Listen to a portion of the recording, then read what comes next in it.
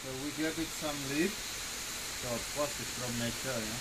So before we eat, we say thank you to the God. We get everything, and hopefully we're successful in anything we do it.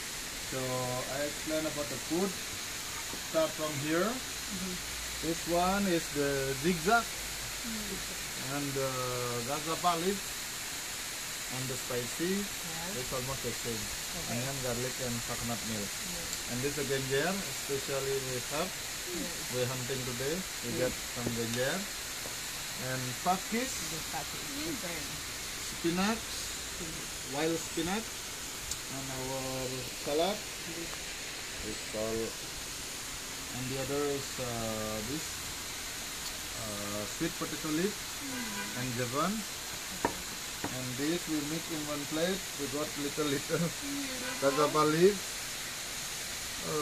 coyote leaf, papaya Sulawesi, and this what is called coyote leaf. Nice. It's mixed in one. And this especially we mix for you nasi goreng, but the spicy is Balinese spicy or bumbu Bali. The complete.